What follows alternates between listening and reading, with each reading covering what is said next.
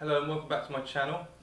Tonight we're going to be having a little look at one of my miniature orchids I got from Ecuador this year at the Orchid show up in London, the big one up at near Napier Hall. The nice guys from Ecuador brought it all the way back over on a plane for me, and it's Lepanthes calodictyon. I think that's right, calodictyon.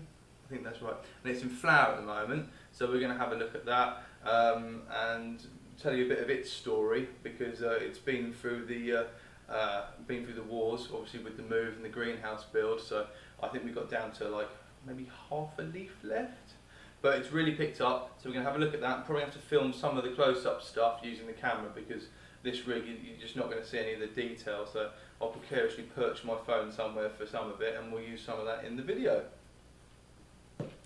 Okay, so this is Lepanthes calodictyon, or calodictyon. Let's have a look. Let's take the tag off and we can have a look. Lepanthes calodictyon.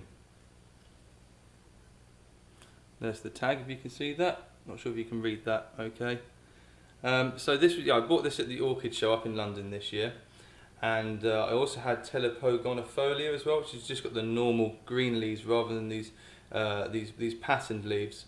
And unfortunately, in the move and the process of getting the growing environment sort of suitable for them, that one unfortunately carped it. It couldn't handle the brief amount of time that we had such dry weather. But frankly, I just didn't have the conditions for these plants right.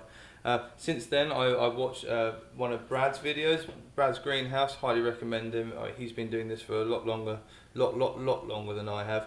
And this was his idea, or one of his viewers' ideas, was growing it in one of these Tupperware pots with some sphagnum moss in the bottom of it. Just keep it nice and moist, give it a spray every now and again, and he just sits in here. I'm growing this on a piece of hygralon, by the way, this weird, like, super absorbent, extremely hygroscopic material, and he's just stitched on there with a piece of fishing line, and he just sits inside like that, hooked on the side, and then he hangs just on the edge of the bench in the greenhouse, so he's out of any direct sunlight. But we take him out for this little video. So that's how I care for him. If you want to watch it in any more detail, the video that Brad's gone on the care for these guys is really good, and he goes into much greater detail than I'm going to. But it's in flower at the moment. It seems to be quite a voracious flowerer. As soon as these leaves emerge or become any sort of size, it starts flowering straight away, and it produces these tiny jewel-like flowers. It must be fungus gnats or something that in the rainforest which actually pollinate these guys, because the flowers are super tiny.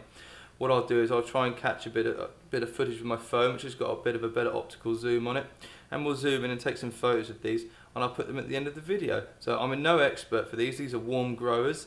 They don't really like it much below sort of 18 degrees centigrade, which means they're going to have to come in over winter. I can't leave them out in the greenhouse, because that's going to drop down to about sort of 15-16 degrees quite regularly to induce flowering for next year. Plus the Lepanthes really like a nighttime drop, so this guy will have to come in, and he'll go on a north-facing window, probably with the Drosera schizandra in the kitchen.